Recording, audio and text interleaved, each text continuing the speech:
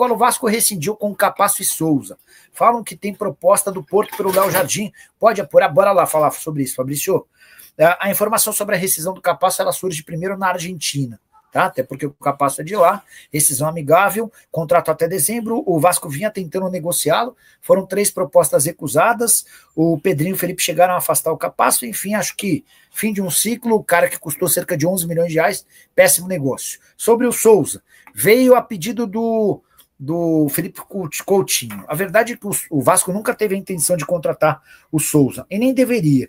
Mas o Coutinho insistiu, fez essa exigência, ele e o Alex Teixeira, e o Souza nunca contribuiu ou retribuiu toda essa expectativa. Então a rescisão amigável acho que é o melhor caminho para todos. Sobre o Léo Jardim. Léo tem contrato até dezembro, mas o contrato dele com o Vasco prevê a prorrogação automática se ele disputar 50% das partidas oficiais. Nesse momento, o Vasco tem garantidos 61 jogos. Significa que se ele disputar até 31 partidas, ele cumpre essa meta e tem um contrato prorrogado por mais um ano, mesmo tendo recusado 3 propostas para renovação. Em meio a esse contexto, o Léo já tem 26 jogos, tá? Ou seja, ele está a 5 de bater essa meta, o que deve ser facilmente obtida. Ainda que o Vasco passe para a próxima fase da Sul e da Copa do Brasil, e esse número aumente, a tendência é que o Léo bata essa meta com alguma facilidade. Mas surgiu o Porto.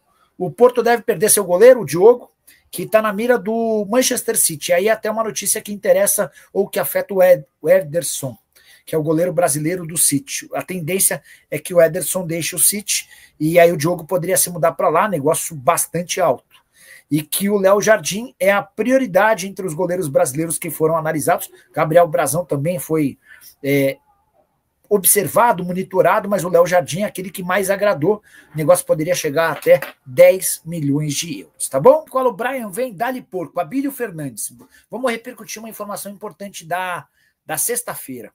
Um jornalista uruguaio, vou pegar o nome dele aqui, ó, Martim Charqueiro, tem bastante seguidor no Twitter, inclusive. O Martim Charqueiro cravou que o Palmeiras tem interesse na contratação do Brian Rodrigues. Ele disse mais, afirmou que o empresário do Brian está em São Paulo para tentar resolver a questão com o Palmeiras. Verdão tem pressa para contratá-lo e gostaria de ter o Brian Rodrigues no Super Mundial de Clubes.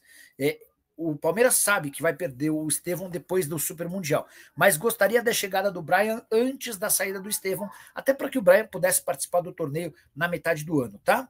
O que eu fiz? Consultei uma pessoa do Vasco, que é o clube há mais tempo interessado no Brian Rodrigues. O Brian já esteve nos planos do Corinthians, já esteve nos planos de outros times, mas ninguém gastou ou fez tanto esforço para contratá-lo quanto o Vasco, tá? E o que eu ouvi dessa pessoa do Vasco é que, desde o princípio, o América sempre demonstrou pouca vontade de negociá-lo. Mas, diante da insistência do Vasco, o América falou, tá bom, vocês querem? Beleza. 10 milhões de dólares por 100% dos direitos econômicos, não tem percentual menor, não tem valor menor. É isso ou não tem negócio, tá? Chegaram até a divulgar que o Vasco tinha um acordo fechado com o América para metade do ano, essa informação não confere, tá? Então dá para imaginar que se o Palmeiras quiser levar essa história adiante, vai precisar desembolsar cerca de 10 milhões de dólares. Mandei mensagem para o empresário dele, tá? Uma pessoa do Vasco chegou a me passar detalhes, me passar o telefone, entrei em contato com o, quer ver? La Silva, deixa eu ver só confirmar se é La Silva mesmo. Eu mandei aqui no La Sálvia. Mandei La Sálvia, meu nome é Jorge Nicola, periodista brasileiro. Perdona-me por mi portunhol, como estás? E fui absolutamente ignorado até aqui, tá bom? Assim que tiver alguma resposta, já conto para você. Pergunta para algum jornalista mexicano para saber se ainda existe um processo de estupro contra o Brian Rodrigues. César, essa é outra observação importante. Quando ele chegou a ser cotado para jogar no futebol brasileiro, esse escândalo estourou por aqui, né? Mas a impressão que eu tenho é de que o episódio foi superado porque ele joga no... Quer ver?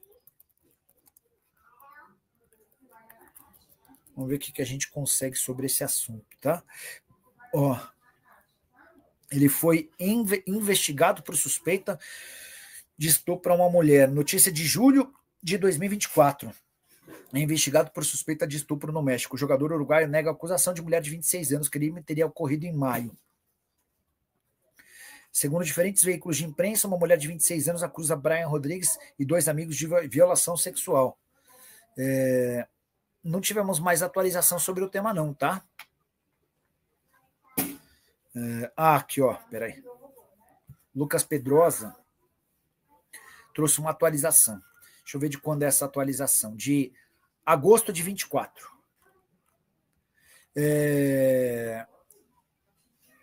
Pelo que pude apurar com minhas fontes, o Vasco está ciente do assunto e vem se resguardando sobre a situação, já que conversa com o staff do atleta há mais de um mês. O atacante de 24 anos está sendo acusado como cúmplice com 2 amigos que estariam envolvidos no estupro de uma mulher no México, em maio desse ano. O staff do atleta garante que o jogador é inocente e a situação será resolvida. O Vasco segue com cautela e pediu, inclusive, o processo para ver a real situação. Tá? Enfim.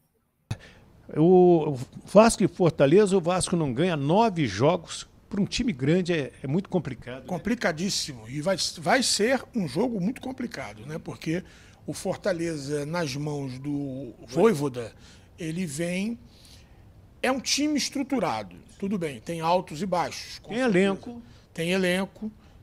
Perdeu 2 campeonatos estaduais para o maior rival, que é o Ceará Sporting Clube, então tem uma responsabilidade muito grande nesse campeonato brasileiro, está disputando uma Libertadores, o que é um feito fantástico na história de um clube cearense, e vem ali, né, querendo se recuperar na competição, entendeu? Tem um time extremamente bem conduzido já há alguns anos pelo técnico Vojvoda, que já foi tentado por grandes clubes do futebol brasileiro, como Corinthians, sondado por Flamengo, e deixou bem claro que a família está absolutamente feliz e estruturada em Fortaleza, na capital cearense. Por isso que ele talvez não tenha deixado o clube. Agora, o time do Fortaleza provável não terá Moisés, Diogo Barbosa e Zé Wellington, o José Wellington. Então, time João Ricardo no gol, o Mancuso, Davi Luiz, Gustavo Mancha e o Gaston Ávila ou Pacheco, Rosseto, Paul e Pochettino, sou fã do Pochettino, meu amigo Iago Pikachu, adoro o Pikachu, Lucero e o Breno Lopes. Então, Vascão, não vai ser um jogo fácil.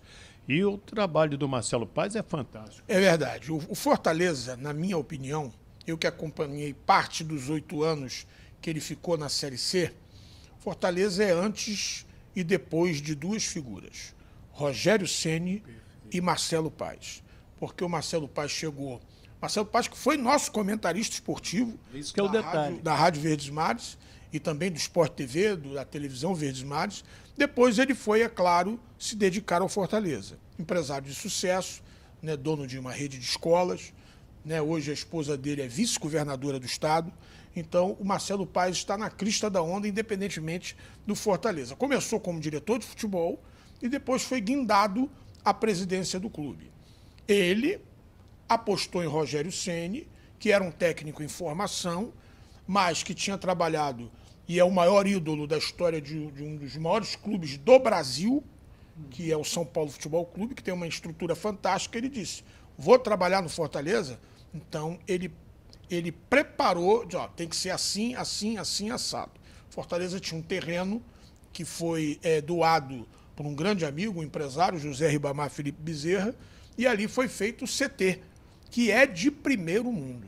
É de primeiro mundo, graças à intervenção e aos toques que o Rogério Ceni colocou. Tudo teve o dedo do Rogério Ceni com o apoio do Marcelo Paes. Muito interessante, muito interessante.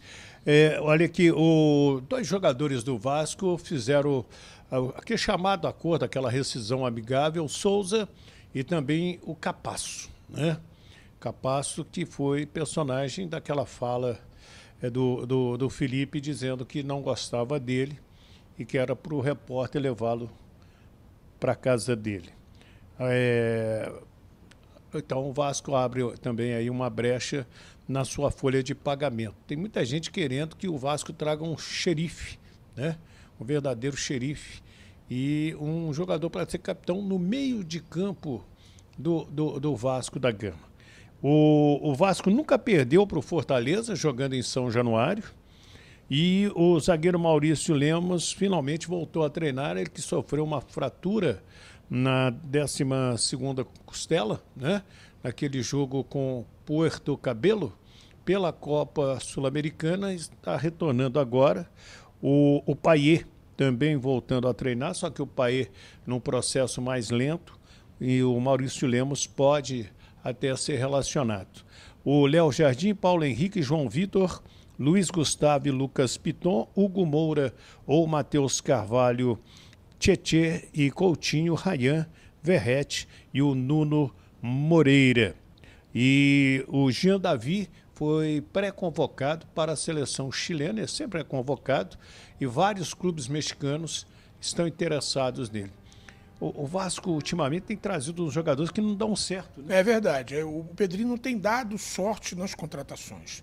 A gente conhece o Pedrinho desde a época de jogador de futebol, um cara muito educado, um jeito tranquilo, né? Mas ele não vem, talvez tenha dado azar por ter pego o problema da SAF, né? Um clube que já estava desorganizado anteriormente, em virtude de outras gestões. Então ele pegou uma rebordosa. Então a torcida do Vasco tem que ter paciência, porque ele não está lá para levar o Vasco a esse momento. Te garanto que ele deve ser a principal figura que deva estar sofrendo. O cara que mais sofre, certamente. É verdade. Caras como ele, como o próprio Felipe, que tem raízes vascaínas, que são vascaínos. Então eu acredito, né, que uma hora vai dar certo.